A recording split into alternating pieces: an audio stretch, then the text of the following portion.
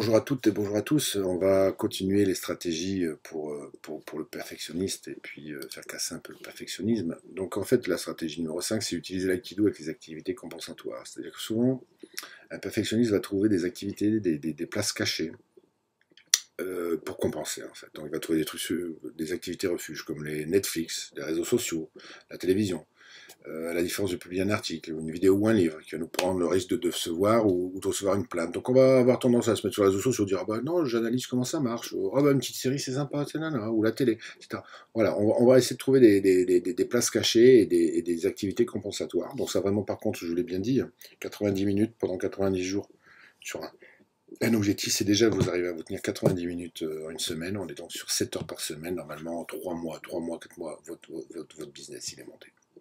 Donc voilà. Par contre, tombez pas dans le piège. Alors Netflix, vous le faites comme vous voulez, je m'en fous, moi, c'est vous qui décidez. Mais faites-vous 1 heure et demie de concentration optimale. Pas 15, 15, 15, 15, 1 heure et demie. Vous vous posez 1 heure et demie. Voilà. Alors certes, vous allez peut-être avoir envie d'aller voir une télévision, une série Netflix ou The Voice ou je ne sais quoi, malheureusement.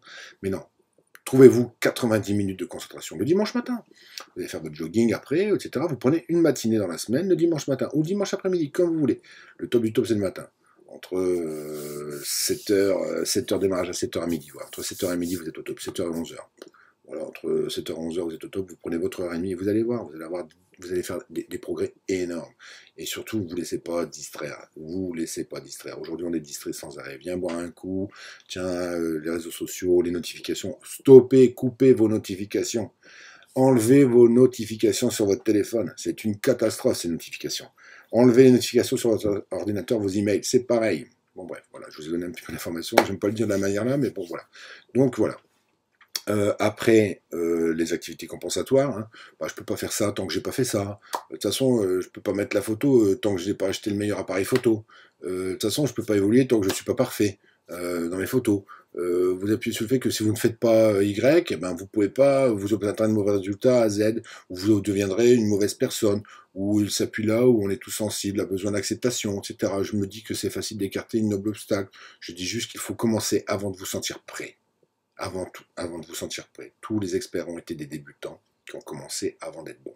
Donc voilà, vous ne deviendrez pas expert si vous ne commencez pas. Et, ouais, si je postule pour ce job, alors ça risque de se savoir et donc je risque d'être viré.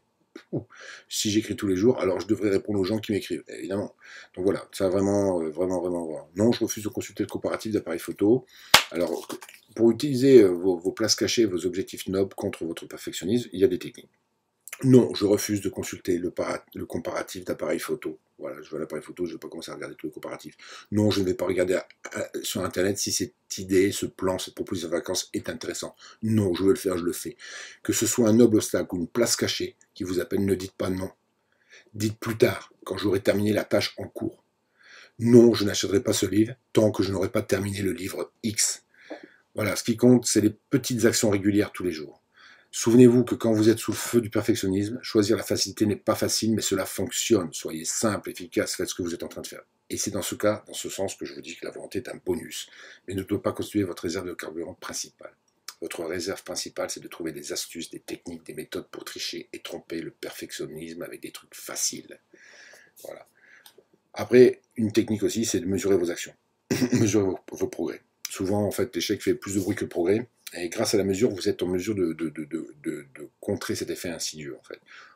En ce sens, le perfectionniste déteste la mesure. L'effet bougie stipule que plus vous faites des progrès, plus vous avancez votre objectif, et moins ceux-ci seront visibles. Donc au début, vous allez faire des trucs, ça va être grandiose, etc. Putain, des grands pas, tu vois, les 20, 80, quoi, ça va exploser. Mais après, petit à petit, ça va s'amuser, évidemment, puisque vous aurez fait la base. Mais ça, c'est pas grave. Donc comment voir si vous continuez à progresser? En mesurant le nombre de bougies que vous allumez. Vos actions, faites des actions, plutôt que la luminosité, l'effet de vos actions. Voilà. Moi, j'ai fait ça, et pas regarder la lumière, mais regarder ce que vous faites. Donc augmentez l'effort, augmentez le nombre d'actions, améliorez votre performance durant votre action, et en gros, travaillez différemment. Virez votre smartphone, mangez mieux, dormez mieux, bref, des actions plus efficaces.